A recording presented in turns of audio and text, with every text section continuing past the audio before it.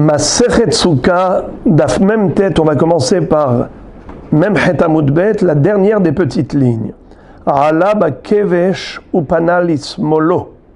Le Kohen, pour accomplir la mitzvah du Nisuch Hamaim pendant les 7 jours de Sukkot, il allait monter sur la rampe, la passerelle qui menait au sommet du Mizbeach, et il allait vers la gauche au lieu d'aller vers la droite comme d'habitude, et verser l'eau qu'il avait dans la cruche pour la libation de l'eau à l'angle du Mizbeach, au coin du Mizbeach. Alors, à ce propos, la Baraïta va développer le sujet. Tanu Rabbanan. Kol ha'olim la Mizbeach, olim derech yamin. Umakifin veyordim derech smol. Généralement, tous ceux qui montaient sur le Mizbeach, c'est-à-dire les Kohanim qui allaient gravir la pente, la passerelle pour arriver au Mizbeach, ils montaient du côté droit, Umakifin veordin derech smol. Ils marchaient tout autour du Mizbeach et redescendaient du côté gauche. Il y avait ce qu'on appelle le Sovev. D'abord, on a le Yesod à Mizbeach, qui a une hauteur d'une ama. Ensuite, il y a un renfoncement. On a ensuite un cube, puisque le Yesod du Mizbeach mesurait 32 coudées par 32 coudées. Ensuite, il y avait un renfoncement d'une coudée de chaque côté. On avait encore un cube qui mesurait 30 coudées. Il avait une hauteur de 5 coudées. Ensuite, un renfoncement, à nouveau d'une ama, et on avait un cube de 28 coudées, qui mesurait 3 amotes de hauteur. Une ama du Yesod, 5 amotes du Sovev, 3 amotes du sommet du Mizbeach. Ensuite, les karnot à Mizbeach, qui faisaient une ama cube. En tout, ça fait 10 coudées de hauteur au niveau des karnot à Mizbeach. Eh bien, généralement, tout Kohen qui montait sur le Mizbeach, il devait faire le tour par le Sovev, donc il montait par la droite et il redescendait par la gauche. Il y a 3 exceptions où le Kohen ne va pas aller vers la droite, il va vers la gauche. C'est quoi les 3 exceptions? Chutz mina ole, li shlosha devarim alalu, she'olim derech smol, vechozrin ala akev. Il monte du côté gauche de la rampe et il revenait sur ses pas. Au lieu de dire il revenait sur ses pas, on dit il revient sur son talon. Chozrim ala akev. Pour dire il est monté du côté gauche, il redescend immédiatement du côté gauche. Il ne faisait pas tout le tour du Mizbeach. Et on verra pour quelle raison. Ve'eluhen, voici les exceptions. Nisuch hamaim, nisuch hayain, ve'olat ha'of ksherabta bamizrach. La libation de l'eau, la libation du vin, et pour les volailles qui sont holocaustes. Généralement, le korban olat ha'of se faisait à l'angle sud-est du Mizbeach, dromit mizrahit. C'est là-bas que le Kohen allait faire la melika. Il enfonçait l'ongle du pouce dans la nuque de l'oiseau. Il allait rompre la nuque et l'œsophage ou la trachée. Et ensuite, il allait retirer le gésier, mur'ata venotsata, et jeter cela à l'est de la rampe, ce qu'on appelle bemizracho shel kevesh, juste à l'emplacement du Deshen. Tous les matins, on prélevait de la cendre du Mizbeach, on redescendait et on posait ça par terre, proche du Kevesh, à 3 tfahim, 30 cm du Kevesh. Et quand Rashi nous dit que la mesure exacte du Troumat Hadeshen, plutôt de là où on déposait le Troumat Hadeshen, c'était à 20 coudées bidiouk du Mizbeach. Et on sait que la rampe du Mizbeach, c'était pareil, comme le Mizbeach, 32 coudées. Donc si on est à 20 coudées, il restait encore 12 à partir du début du Kevesh. Bon, tout ça, c'est une parenthèse, on n'a pas besoin de savoir tout ça. Par rapport au sujet qu'on étudie, il faut juste savoir que les Kohanim allaient sacrifier la volaille, rolatarof, shtetorim, oshne benoyana, des tourterelles ou des colombes. Et pourquoi est-ce que ça devait se faire à l'angle dromite mizrahite? Parce que de là-bas, il allait prendre le gésier, les entrailles du rof, parce que généralement, ils se nourrissent du gazelle, les oiseaux. Les animaux, on les empêche d'entrer avec des clôtures, mais les oiseaux, ils pénètrent partout. Comme ils mangent du gazelle, Akshbochou dit Nisone gezel baola. Je ne veux pas de gazelle. Donc on jetait le gésier avec son contenu juste à l'emplacement du déchène. Et quel était le nes quotidien? C'est que la cendre, le gésier, tout ce qu'on jetait là-bas était englouti automatiquement et miraculeusement dans le sol. Il n'y avait plus aucune trace. Parfois, cet endroit était plein de Kohanim parce qu'il y avait beaucoup de rolatarof à faire. C'est la raison pour laquelle le rof, on n'allait pas le faire à cet angle sud-est, mais plutôt sud-ouest, à l'opposé. Et on n'allait pas faire le tour du Misbéar pour arriver à l'angle sud-ouest, parce que l'oiseau aurait pu mourir avec la fumée des corbanotes. D'ailleurs, c'est la raison pour laquelle, pourquoi est-ce que le Nisuch HaMaim et le Nisuch HaYayin se faisaient à gauche du Misbéar en allant directement à gauche, plutôt que de faire comme d'habitude tout le tour du Misbéar? Rashi nous dit que la fumée des corbanotes aurait pu invalider l'eau ou le vin, car l'eau et le vin qui auraient absorbé de la fumée seraient ensuite détériorés, abîmés, et donc n'est plus cachère. C'est la raison pour laquelle on n'allait pas parcourir tout le contour du Misbéar, où Rashi nous dit qu'il y avait plus d'une centaine de coudées à parcourir. On allait droit au but, à gauche, on faisait la libation de l'eau et du vin, et il revenait sur ses pas.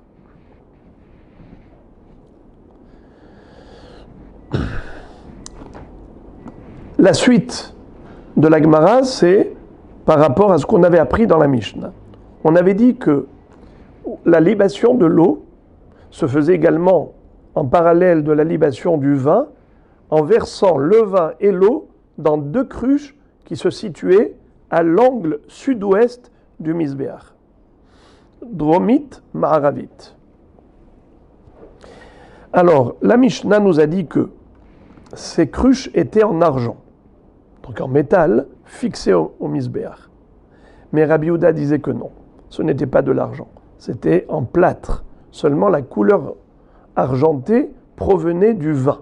Comme on versait dedans du vin, alors ça a donné un reflet, un aspect de kesef à ces deux kelim. Et la shayou mashhirin. Alors maintenant la Gemara demande Bishlama yayin mashhir, Bishlama de yayin mashhir, de maya amay mashhir. Je comprends pas. Puisqu'on versait en parallèle l'eau et le vin, on avait une cruche pour le Nisuch HaMaim et une cruche pour le Nisuch HaYayin.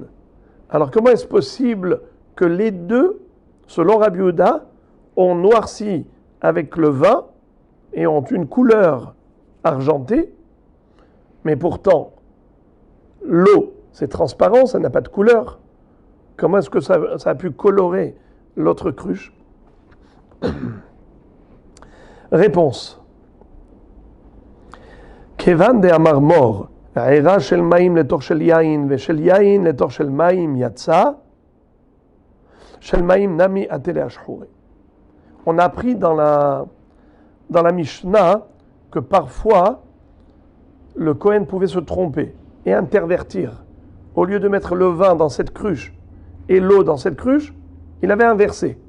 Et de ce fait, il arrivait que même dans la cruche où on devait verser l'eau, on avait versé du vin.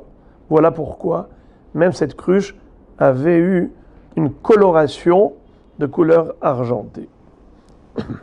Encore, la Mishnah nous a dit Umenu kavin kemin shene hotamin. Et il y avait comme deux hotamin. Qu'est-ce que ça veut dire hotamin? Hotam, avec le tête, c'est le nez. Comme s'il y avait deux hotam. Rashi nous dit, c'est quoi ce chotamin? C'est qu'en dessous de ces deux cruches, il y avait comme un bec verseur, où il y avait un orifice. Eh bien, c'est ça les deux nez. Comme le nez. Le nez, il est en relief par rapport au visage. Et dans le nez, il y a deux trous, il y a deux narines.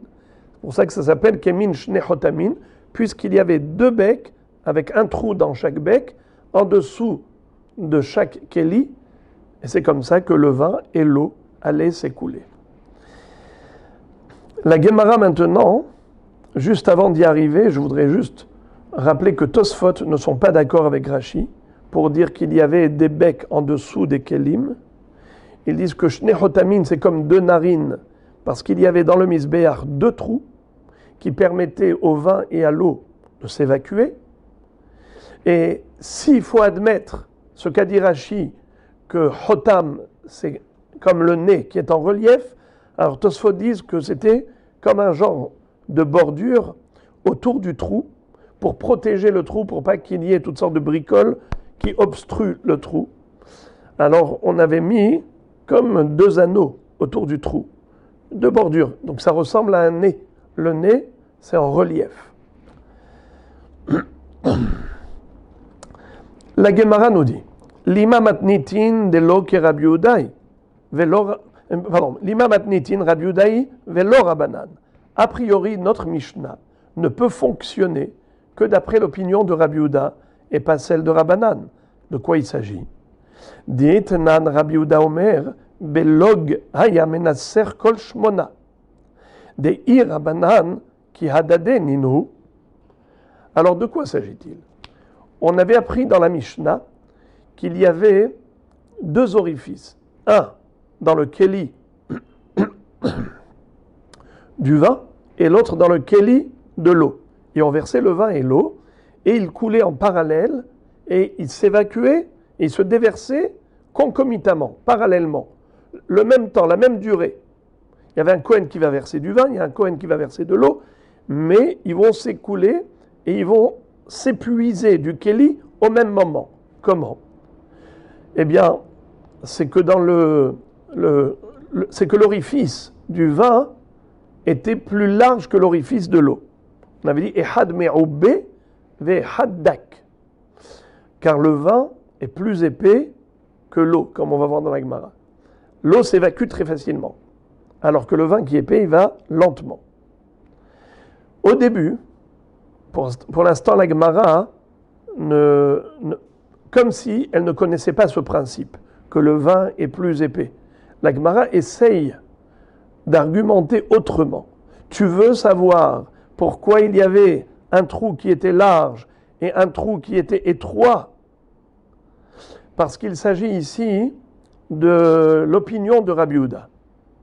Hachamim ont dit qu'il y avait 3 lugim d'eau, il y avait 3 lugim de vin. Mais Rabbi Yehuda dit non, il y avait un seul log d'eau et 3 lugim de vin. Et de ce fait, comme il y a peu d'eau, c'est normal que si tu veux que l'écoulement se fasse dans la même durée, parallèlement, concomitamment, tu es obligé d'avoir un petit trou pour l'eau, pour que ça coule lentement, et un trou plus large pour le vin, car il y a une quantité de vin qui est le triple de la quantité de l'eau. Selon Rabbi Yehuda, il y a un log d'eau et 3 logim de vin. Alors si tu veux qu'il coule concomitamment, tu es obligé d'avoir un trou qui n'a pas la même taille. Pour l'eau, il y a juste un log, on va faire un petit trou, comme ça coulera lentement. Et le vin, où il y a 3 logim, on fera un trou plus large. Donc la Mishnah, qui a dit que ehad me'oube ve'ehad dak, ça va selon Rabbi Yehuda. La Gemara dit non, pas obligé. Afilu tema Rabbanan, même si on va dire que l'auteur de cette phrase, c'est Hachamim, qui pense que la quantité est équivalente, le vin et l'eau. Et malgré tout, même Hachamim sont d'accord pour dire que la largeur et la taille de l'orifice n'étaient pas la même. Pour le vin, on a mis un trou plus large que pour l'eau. Comment ça se fait? Hamra samir, le vin il est épais. Maya kalish, l'eau est fluide, elle est plus liquide. Et de ce fait, elle s'écoule plus rapidement. Si tu veux que l'écoulement se fasse concomitamment, tu es obligé d'élargir le trou du vin pour que ça coule plus vite que l'eau, car c'est plus épais. Achinami mistabra, la Gemara dit, et c'est logique de dire que la Mishnah elle va d'après Chachamim et pas Rabbi Yehuda. Des I Rabbi Yehuda, Rahav et Katsar itle. Si la Mishnah était d'après Rabbi Yehuda, on n'aurait pas dû parler de Ave et Dak. On aurait dû employer d'autres termes, Katsar et Rahav, étroit et large. Pourquoi? Parce qu'on retrouve que c'est ainsi que Rabbi Yehuda s'est exprimé dans la Baraïta. Detania, Rabbi Yehuda Omer, Shne Kisvaot Ayusham, et Had Shel Maim ve Had Shel Yain. Il y avait deux cruches là-bas à l'angle du Misbeach, l'un pour l'eau et l'autre pour le vin. Shel Yain Piha Rahav. Celui du vin, il a un orifice plus large. Shel Maim Piha Katsar. Celui de l'eau avait un orifice plus étroit, afin que les deux s'épuisent concomitamment. Shma Amina. Donc Be'emet, c'est sûr que la Mishnah elle va d'après Chachamim et pas d'après Rabbi Yehuda, parce que si c'était Rabbi Yehuda, la Mishnah aurait employé les termes Katsar et Rahav au lieu de Dak et Ave. On a appris encore dans la Mishnah qu'on disait au Kohen, au moment de la libation de l'eau pendant Sukkot, de lever sa main, de lever son bras, afin qu'on voit qu'il a bien versé l'eau sur le Misbeach et pas sur ses pieds. Parce qu'il y avait une fois un Kohen, Racha Merusha, un Tzedoki, qui ne croyait pas en la Torah orale, et de ce fait, il n'admettait même pas cette mitzvah de Nisuch Hamaim. Nisuch Hamaim, ce n'est pas explicitement enseigné dans la Torah écrite, donc il n'y croyait pas. Qu'est-ce qu'il a fait ce rachat? Il a versé l'eau sur ses pieds au lieu de verser sur le Misbeach. Mais il a été immédiatement lapidé avec les hétrogim. Tous les gens qui priaient là et qui avaient les hétrogim, ils ont vu ce Tzedoki verser l'eau sur ses pieds, ils l'ont lapidé avec leur hétrog. C'était l'histoire de la Gemara, de la Mishnah, et la Baraïta à ce propos. Tanu Rabbanan Maase Betzedoki Ehad, Shenisech al Gabbe Raglav, Urgamuhu Kol Ha'am Be'etrogehen, Ve'oto Hayom Nifgema Keren HaMizbeach. Et là, il y a quelque chose qu'on n'a pas vu dans la Mishnah, c'est que ces Etrogim ont cassé la pointe de l'angle du Misbeach. Au coin du Misbeach, il y a une éraflure avec les Etrogim. Ve'vi'u bul shel melach ustamuhu. On a apporté une poignée de sel pour remplacer, colmater le manque au niveau du Misbeach pour lui donner un aspect de riboua. L'homme ipene sheurchar la avoda. Et la kede shelo yehe misbeach pagum. C'est sûr qu'en mettant du sel là-bas, on n'a pas réparé le Misbeach et il n'est pas kasher. Seulement, on ne voulait pas que le Misbeach paraisse pagum. Paraisse comme étant abîmé. Alors même provisoirement, on a mis juste comme ça un pansement. On a mis du sel pour qu'il ait un aspect de Misbeach kasher, bien que halachiquement, il fallait attendre de faire la vraie réparation et pas juste avec un colmatage de sel. Et pourquoi est-ce que le Misbeach est considéré pasoul? Shekol Misbeach she'en lo. Lo kevesh velo keren velo yesod velo ribua pasoul ha'avoda. On a 4 conditions sine qua non pour la kashrut du Misbeach. C'est qu'il faut qu'il ait un kevesh, une passerelle, une rampe. Keren, il faut que les granotes, qui est les 4 granotes, ce sont les 4 blocs qui font une amas cube chacun dans les 4 angles du Misbeach. Il faut qu'il y ait un yesod, le socle, la base du Misbeach. Il faut qu'il soit riboua. Riboua, c'est-à-dire bien carré, que les angles soient parfaits et non pas éraflés et cassés comme ça s'est passé avec les trogim. Alors, je répète, chez Kol Misbeach, chez Enlo, Lo Kevesh, Velo Keren, Velo Yesod, Velo Riboua, Pasoul Avoda. S'il manque au misbéach soit kevesh, soit keren, soit yesod, soit riboua, il n'est pas kasher. Rabbi Yossi Bar Yehuda, Omer Afas Sovev. Rabbi Yossi Bar Yehuda dit que, pareillement, s'il manque le Sovev, ça veut dire qu'il n'y a pas eu de renfoncement pour permettre aux Kohanim de marcher tout autour du misbéach à la hauteur de 6 amot, puisqu'on a vu que le yesod, il faisait une amma de hauteur. Ensuite, 5 amot et on avait un renfoncement pour le Sovev. Si on n'a pas ce renfoncement, on n'a pas de Sovev, c'est-à-dire que le misbéach, il est entier jusqu'en haut, pas kasher d'après Rabbi Yossi Bar Yehuda. D'où il apprend de Kharkov à misbéach. Le Kharkov, lui, comprend que c'est le Sovev. Dans le Mishkan, on avait le Kharkov à misbéach. Mais Hachamim disent que Kharkov, ça ne veut pas dire Sovev. Kharkov, c'était le Kior, le bassin, comme ça dit Rashi. Et par conséquent, pour eux, le Sovev n'est pas indispensable, ça ne disqualifie pas le misbéach, même s'il est absent. Et maintenant, la Gemara va développer longuement le sujet des chitines. On a vu dans la Mishnah que le Kohen allait verser le vin et l'eau dans le misbéach, à l'angle du misbéach. Et je vous lis. Kemin shne chotamin dakin ve'ehad me'ube ve'ehad dak kedei sheyu shnehem kalin bebat achat. C'est-à-dire que il faut que l'eau et le vin s'épuisent en même temps. Mais où ils vont couler? C'est que dans le misbéach, il y avait 2 trous. Ces 2 trous permettaient au vin et à l'eau de descendre au travers d'une canalisation jusqu'où? Et c'est là qu'on va voir une grande mahloket. D'après certains, c'est que cette canalisation allait rejoindre les chitines. Chitines, c'est-à-dire comme un canal naturel qu'Akadosh Baruch Hu a créé depuis la création du monde, qui descend jusqu'aux abîmes. Et c'est comme ça que l'eau et le vin allaient s'écouler et tomber au profond des abîmes par le biais des chitines. Mais il y a une autre chita qui dit que non.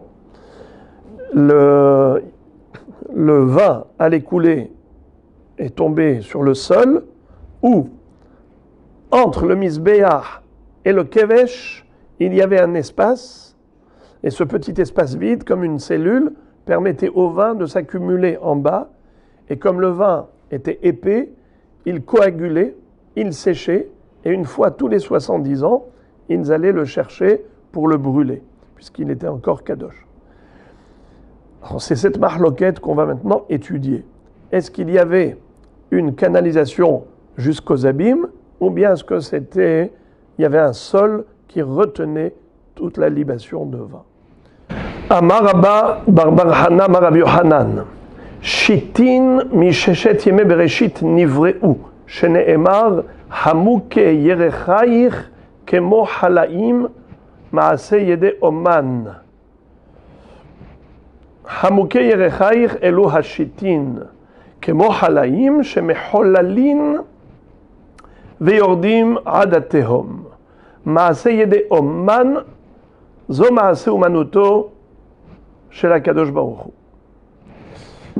Ce passouk de Shir HaShirim fait allusion à ce phénomène extraordinaire qui est la canalisation qui était en dessous du misbéach, qui permettait l'écoulement du vin et de l'eau de la libation.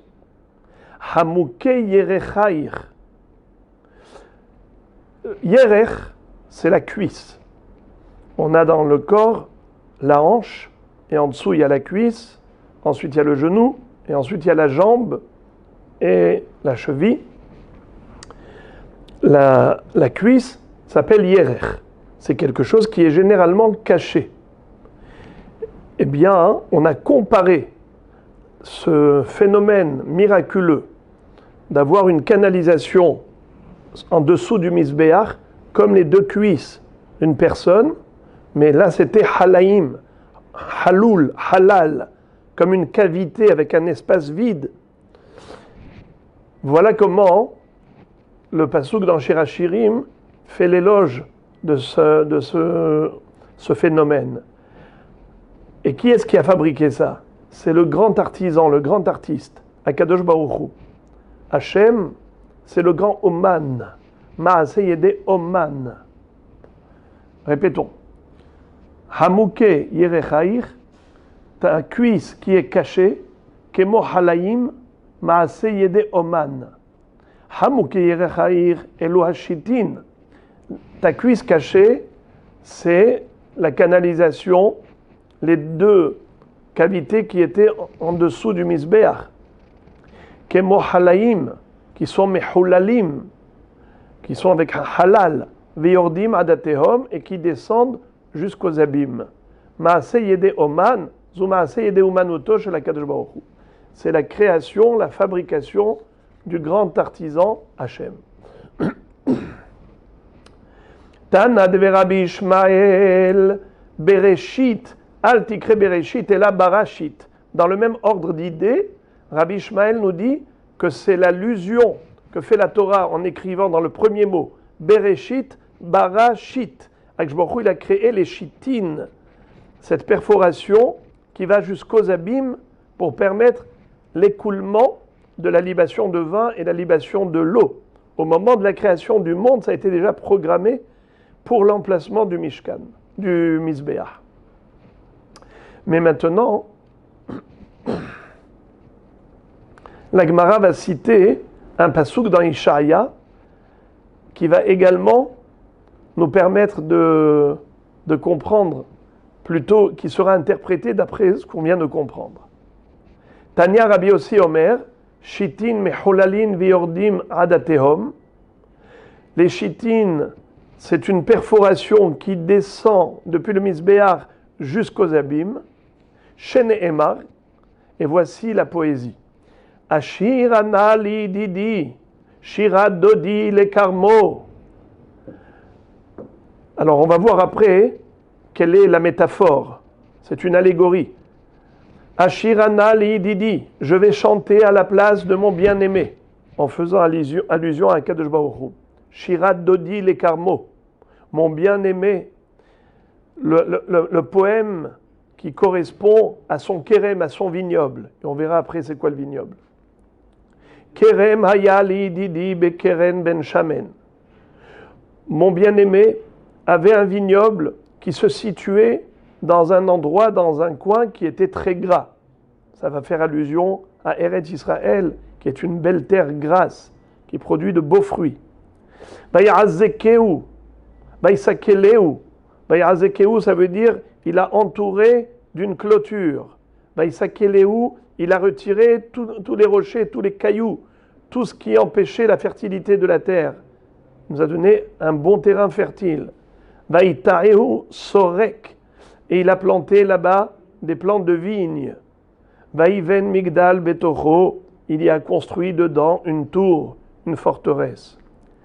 Vegam yekev hatzavbo, et il a même creusé une cuve pour le vin. Alors, en fait, ça c'est une prophétie de Ishaïa, qui est l'expression d'un reproche d'Akadosh Baruch Hu à l'égard d'Israël. Vaïtaehu sorek, zebet amigdash. C'est quoi cette vigne qui a été plantée? C'est le Bet Amigdash. Vaïven migdal betocho. Il y a construit dedans une tour, zehamizbeach. Ça fait allusion à l'autel. Vegam yekev hatzavbo elo hashitin. Il a creusé dedans une cuve de vin, ça fait allusion à la canalisation qui était sous le misbéach et qui permettait l'évacuation du vin. Tanya Amar Rabbi Elazar bar Tzadok. Rabbi Elazar bar Tzadok nous enseigne dans la braïta suivante. Lul katan haya ben kevesh la misbeach bema'aravo shel kevesh. Le kevesh, c'est la passerelle, la rampe qui permettait d'accéder au sommet du misbeach. Mais le kevesh n'était pas collé au misbeach. Il y avait un espace vide, un petit espace vide entre les deux. Et c'est là-bas où s'accumulait le vin de la libation, du Nissur Hayain. Ve'ahat le shiv'im shana, pirhe keuna yordim lesham, umelaketin misham yain karouche, shedome le rigoulé de vela. Et une fois tous les 70 ans, les jeunes Kohanim allaient descendre à l'intérieur de cette cavité, de cette cellule, qui était entre le Kevesh et le Misbéach, récupérer de là-bas tout le vin qui avait séché et coagulé. Ils sortaient de là-bas énormément de yaïn karouche, chez Domé les rigoulés des Vélas, qui ressemblaient à des pains de figues. Vous savez comment on fait des pains de figues? On prend des figues sèches et on les met dans un kéli cylindrique et on les compresse, on les comprime et on obtient comme ça des pains de figues qu'on coupe après avec le couteau, des fines lamelles, des tranches de figues. Eh bien là aussi, c'était en fait le vin qui avait coagulé. Qu'est-ce qu'on en faisait? Ba'in vesorfim oto bigdusha. On allait le brûler dans un makom kadosh. Sheneemar, ba'kodesh aser neser shechar lachem. Comme il est dit que le vin du Nisuch Hayayin, aser neser shechar lachem, ba'kodesh. Il faut le brûler dans un makom kadosh. La question d'Agmara, d'abord, keshem shenisucho bigdusha, car serefato bigdusha. De la même façon que le haser, le Nisuch Hayayin, la libation de vin, se faisait dans un makom kadosh, ainsi la combustion de ces résidus du vin coagulé, ça devait se faire dans un makom kadosh dans le Beth Amikdash. Maïmashma, comment du pasouk qui nous parle du Nisuch Hayayin, tu as compris la srefa? Aser neser shechar bakodesh aser neser shechar lachem. Comment tu vois ici une srefa bemakom kadosh? Ici on parle du Nisuch. Réponse. Amar Ravina atia kodesh kodesh. On l'apprend par Gzera Shabbat, c'est le même mot. Ktiv achaba kodesh aser neser. Urtiv atam vesaravta ta notar baesh lo yeachel ki kodeshu. Il est dit à propos du notar qu'il faut le brûler bemakom kadosh lo yeachel ki kodeshu. Et pardon, c'est écrit qu'il faut le brûler. Chlal. Il est dit à propos du notar qu'il faut le brûler. Ce n'est pas écrit Makom Kadosh. Il faut le brûler parce qu'il est Kodesh. Donc nous voyons que le Kodesh, il faut le brûler. Ainsi, le Nisuch Hayayin, il faut le brûler. Ce qui reste du vin coagulé du Nisuch, il faut le brûler. Et Kodesh, Makom Kadosh.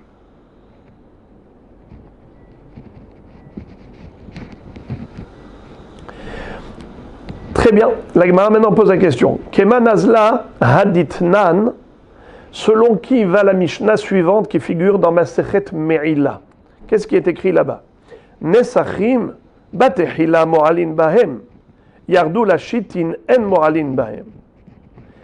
Le vin de la libation, batehila au début, eh bien si on s'en sert à des fins personnelles, c'est une profanation. Il faudra offrir quoi comme sacrifice? Korban Me'ila. Yardou la shitin en mo'alin bahem. Mais une fois qu'il y a eu la libation, une fois que le vin a déjà été versé dans le misbéach, à partir de ce moment-là, même si on n'a pas le droit de s'en servir, mais si Bedi Avad on s'en est servi, il n'y a pas de Korban Me'ila à apporter. Lima Rabbi Elazar bar Tzadoki Dehi Rabanan, Anahatuleu Lateom.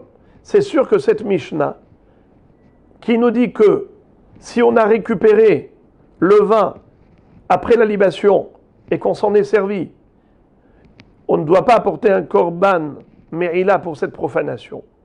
C'est sûr que cette Mishnah va que d'après Rabbi Elazar bar Tzadok qui avait dit que c'est récupérable. Qu'en effet, tous les 70 ans, on récupérait tout cela pour aller le brûler. Alors là, on peut parler de profanation ou pas. Mais d'après Hachamim qui ont dit que le vin du Nisuch Hayayin est tombé dans le profond des abîmes, comment on peut le récupérer? Comment peut-on s'en servir? C'est impossible de s'en servir après le Nisuch. Il n'existe plus. La Gemara répond à Philotema Rabanan Bede Iklat. La Gemara dit non. On peut dire que cette Mishnah dans Masechet Me'ila, elle fonctionne même d'après Hachamim. Ah, tu vas me dire alors, comment est-ce qu'il a pu se servir du vin après la libation? Pourtant, il a coulé dans les abîmes. be'iklat, quand il a capté en plein vol. Imaginons qu'il ait mis là-bas un keli. Occasionnellement, il a mis un keli là-bas. Quand le Kohen a fait la libation, eh bien le vin a coulé, il a été recueilli et retenu par le keli. Alors là, la question se pose, quel est le din s'il s'en est servi de ce vin à des fins personnelles? Est-ce qu'un homme qui a fait ça, il a profané le sacré, donc il doit apporter Korban Me'ila ou pas? Et on te dit que non, pas besoin d'apporter Korban Me'ila. Et on verra après pourquoi. Ika de Amré, deuxième version du même débat. Lima Rabbanani, velo Rabbi Lazar bar Tzadok, dei Rabbi Lazar, arte bigdushatayhu kaime. La Gemara maintenant nous présente une version juste inverse. Qu'est-ce qui est écrit dans Masechet Me'ila? Qu'il n'y a pas de Me'ila après la libation de vin. D'après qui ça peut marcher? Que d'après Hachamim. Car d'après Rabbi Lazar, Rabbi Tzadok, il y a une Kedusha. On a vu que Rabbi Lazar, Rabbi Tzadok nous a dit qu'il fallait tous les 70 ans récupérer les résidus de cette libation de vin et brûler Bemakom Kadosh, Bakodesh, Aser Neser, Shechar Lachem, comme quoi il y a encore une Kedusha. S'il y a encore une Kedusha, donc il devrait être Hayav Korban Me'ila, s'il s'en est servi. Donc, la Mishnah qui dispense du Korban Me'ila, forcément, elle ne parle que d'après la Shita de Hachamim. Rabbanani velo Rabbi Lazar bar Tzadok. Réponse. Afilotema Rabbi Lazar en lecha davar shenasa mitzvato mo'alin bo. Non. Même d'après Rabbi Lazar qui a dit qu'il fallait le brûler, bemakom kadosh, et c'est vrai qu'il y a une kedusha, mais il n'y a pas de korban me'ila si on s'en est servi. Et ce pour quelle raison? On a une règle. En lecha davar shenasit mitzvato ou mo'alin bo. Il n'existe pas quelque chose de sacré qui a déjà été utilisé pour la mitzvah, et la mitzvah est terminée, et tu vas me dire qu'il est Hayav Korban Me'ila s'il a utilisé cet objet sacré. Non. Une fois que la mitzvah à laquelle cet objet était destiné a déjà été faite, comme le vin. Le vin, avant la libation, on l'a consacré pour la libation. Si tu t'en sers, tu es Hayav Korban Me'ila, car tu n'as pas encore fait la mitzvah. Mais si tu as déjà fait la libation, eh bien ça y est, c'est fini. La mitzvah est déjà faite. Si la mitzvah est déjà faite, même s'il y a encore de la kedusha dans l'objet, mais il n'y a pas de korban me'ila à apporter si on a profané cette kedusha. Amar Rish Lakish. Rish Lakish nous enseigne une halakha extraordinaire.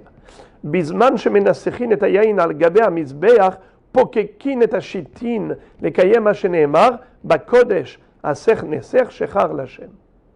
Au moment de la libation de vin, il fallait boucher d'abord les deux trous du misbéach, pour pas que ça coule directement. Il fallait d'abord que le vin s'étende sur le misbéach et ensuite on le faisait couler dans les trous. Il ne fallait pas qu'il soit immédiatement évacué depuis le keli jusqu'au trou et qu'il passe incognito. Non, il fallait d'abord qu'il y ait une petite mare de vin et ensuite ça coulait. Et de quel passouk tu l'apprends? Kodesh, Aser Neser Shechar Lachem. Quel rapport? Maïmashma, comment de ce passouk tu as déduit qu'il fallait que le vin, quand tu l'as versé dans le keli, il fallait d'abord boucher les trous du misbéach pour que ça coule sur le misbéach, qu'on le voit, et ensuite il coulait dans les trous.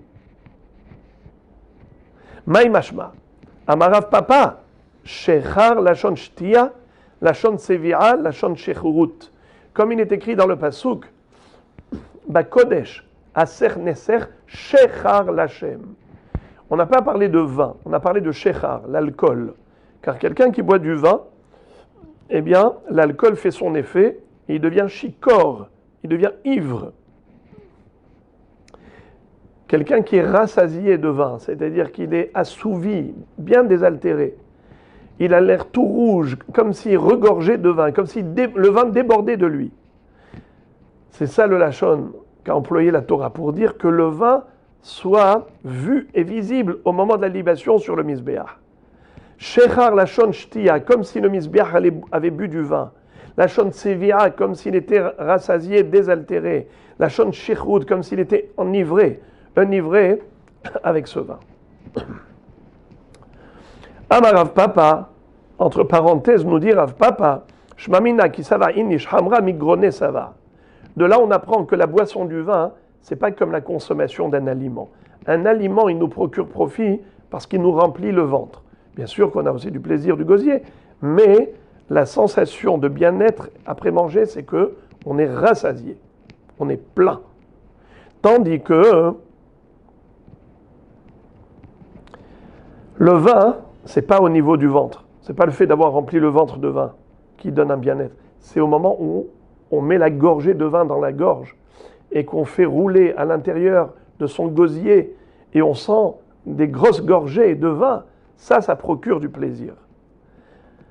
D'ailleurs, Amaravat, Survame Rabanan, Delon afficha les Hamra Ligma Gamoué. Un Talmid Chacham qui n'a pas beaucoup de vin, il en a peu, s'il veut en profiter, il ne faut pas qu'il boive du goutte à goutte, au contraire, qu'il se remplisse la gorge de ce vin pour bien en profiter.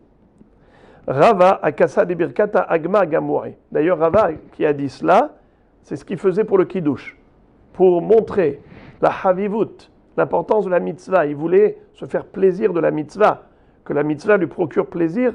Au moment du Kiddush, il mettait des grosses gorgées dans sa bouche pour ne pas boire petit à petit, mais vraiment profiter du vin, pleinement.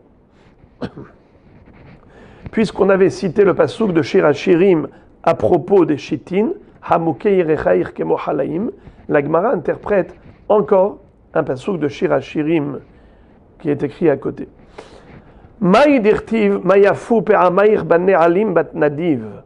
Que veut dire le passouk dans Shir HaShirim où on est en train de faire l'éloge de la jeune fille?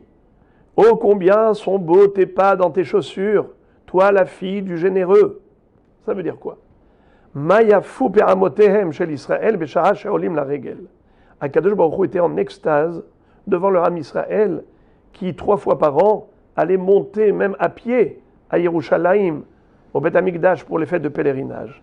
Et il disait, combien j'apprécie tes pas, oh combien sont beaux tes pas au moment où tu montes à Yerushalayim.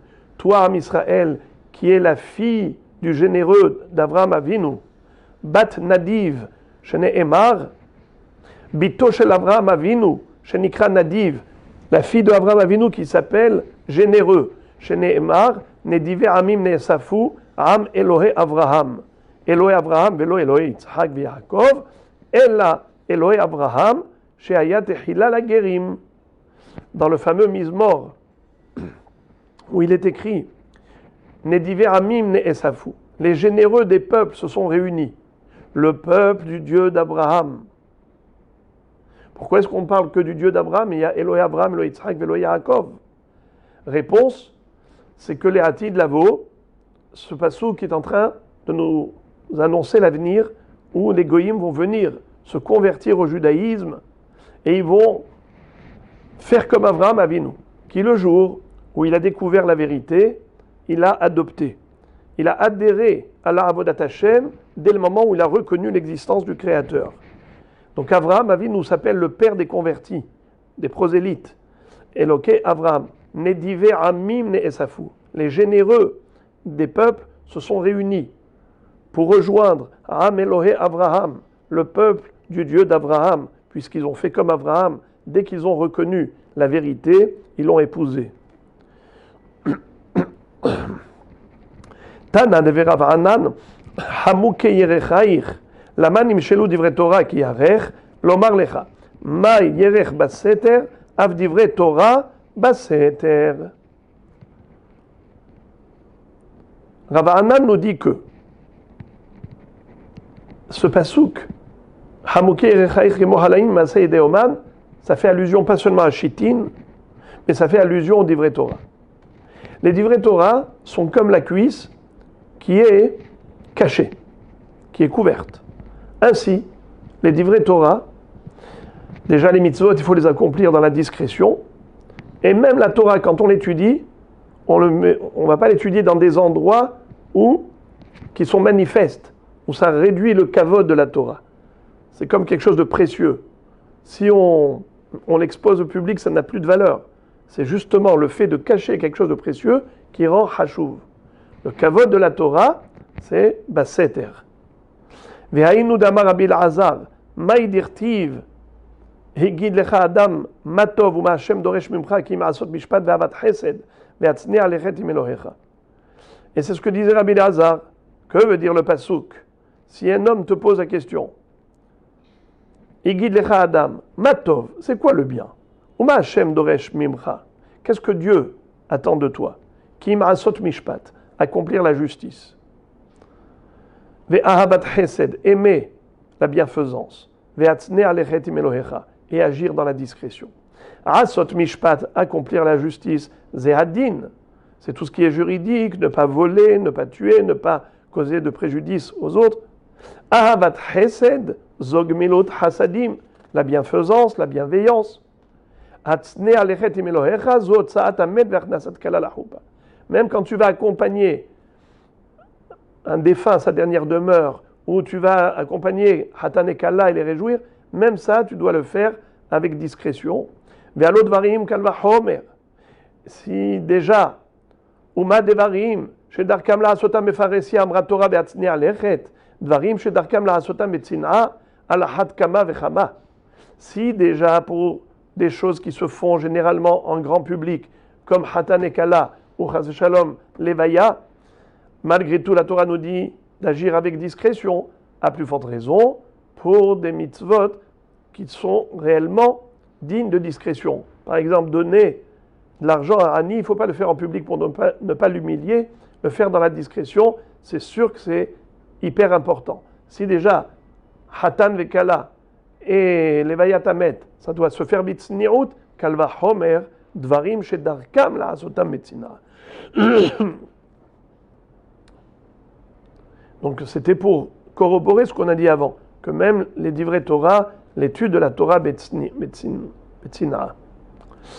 Amar Rabbi Elazar. Et maintenant qu'on a cité Rabbi Elazar à propos de la tzedaka et ma'asim tovim, alors on le cite encore une fois. Amar Rabbi Elazar, gadol ha'oseh tzedaka yoter mikol hakorbanot. Celui qui donne la tzedaka, c'est plus important que quelqu'un qui a offert tous les sacrifices. Shenemar aso tzedaka ou mishpat nifhar l'Hashem mizavah. Comme dit le pasuk dans Mishlei, accomplir la tzedaka et la justice, c'est préférable aux yeux d'Hachem plus que les zvahim comme hatat, hacham, olah, shlamim, etc. Encore, ve'amar Rabbi Elazar, gedola gemilot hasadim yoter minat tzedaka. La bienfaisance, c'est mieux que la charité. La charité, c'est de l'argent. La bienfaisance, c'est général. Et on va voir quelle est la supériorité de la gemilot hasadim par rapport à la tzedaka.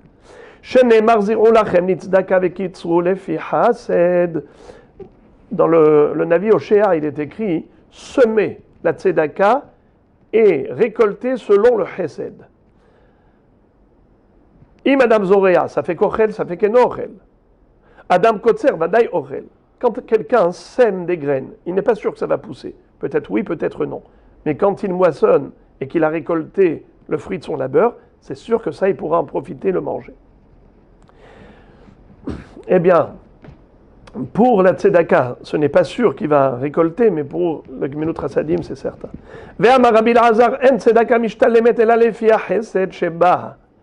Même quelqu'un qui fait la tzedaka, son mérite, il varie en fonction de l'investissement personnel. Combien il y a mis de cœur, combien il a prêté attention, combien il a fait les choses à la perfection.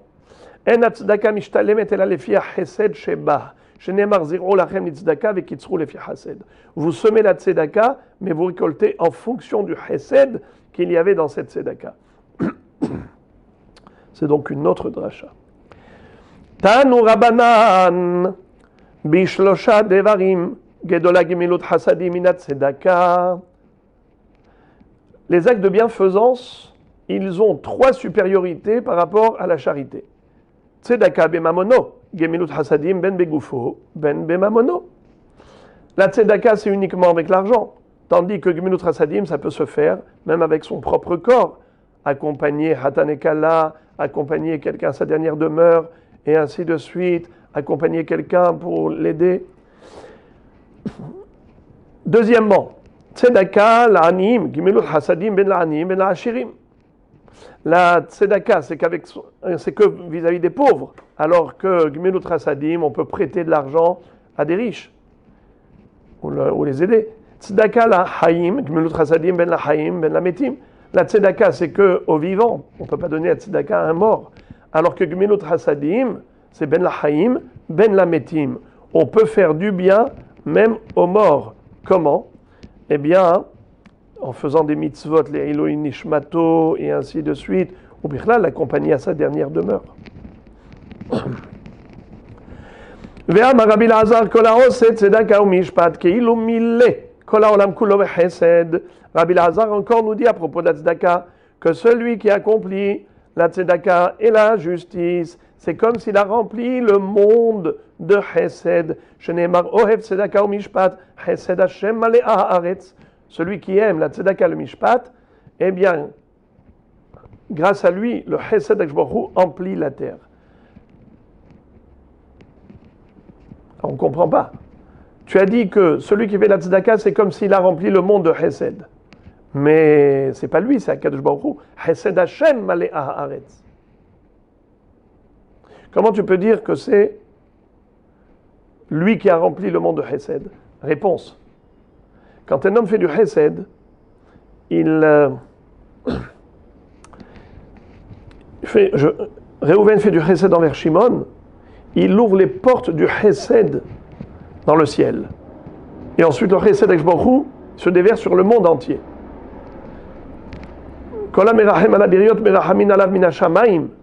Et pas seulement vis-à-vis de lui, Akadosh Baruch Hu aura pitié. Akadosh Baruch Hu aura pitié du monde entier. Comme lui, il a pitié. Lui, en tant que créature, a pitié d'une autre créature, à plus forte raison que le Créateur aura pitié de toutes les créatures. Tov Hashem la kol veracham avad kol ma'asav. Et c'est grâce à qui? Grâce à cet homme qui a fait du chesed. Donc c'est pour cela que kol ha'oseh tzedaka u'mishpat ke'ilu mileh kol ha'olam kulo chesed. Shema tomar kol habarik fotz kofetz. Est-ce que celui qui a envie de donner la tzedaka, il arrivera à le faire? Parfois, la personne veut donner la tzedaka, mais elle met n'importe où. C'est-à-dire, elle donne la tzedaka à des personnes qui ne sont pas dignes de cela. Ils n'ont pas vraiment besoin, ou ils vont aider toutes sortes d'organismes qui ne sont pas du tout dans le Derech HaTorah, et cette personne, elle a l'impression qu'elle a fait du bien. Mais au contraire, elle a soutenu des entreprises négatives en pensant faire du bien. Alors, est-ce que la tzedaka est une mitzvah qui est donnée à tout le monde? Ça veut dire que tout le monde peut l'accomplir facilement. Non. Talmud lomar mayakar hasdecha Elohim. C'est yakar, c'est précieux. Le chesed, c'est quelque chose de précieux. De viser juste, quand on donne la tzedaka et on fait du chesed, c'est quelque chose qui se mérite. Il faut que Baruch Hu nous donne le mérite d'accomplir ces mitzvot. Yachol af yireh shamayim ken. Quelqu'un qui craint Dieu, est-ce que lui aussi n'aura pas l'occasion de faire la tzedaka? Talmud lomar vechesed Hashem me'olam ve'ad olam al yire'av. Akadosh Baruch Hu donne à ses yire'im, ceux qui le craignent, l'occasion de faire toujours du chesed. Amar Rabbi Hama bar Papa, kol adam sheyesh alav chen biyadua shu yireh shamayim shene'emar vechesed Hashem me'olam ve'ad olam al yire'av. Ce même verset a été interprété différemment par Rabbi Hama bar Papa. C'est que celui qui a de la hirat shamaim, Akadosh Baruch Hu lui donne du charme pour trouver grâce aux yeux des gens. Si tu vois quelqu'un qui trouve grâce aux yeux des gens, c'est qu'il a de la hirat shamaim. Ve'amar Rabbi Elazar mai dirtiv pia patcha bechochma ve'torat chesed al leshona. Dans Michelet, on fait l'éloge de quelqu'un de vertueux. Là-bas, on parle de femme vertueuse. Mais ça fait allusion à chaque membre du Ham Israël. Pia patcha bechochma ve'torat chesed al leshona. Une personne qui parle avec sagesse et qui a la Torah de chesed qui coule sur sa langue. Mais si c'est de la Torah, comment il peut y avoir une Torah qui n'est pas de chesed? Deux réponses.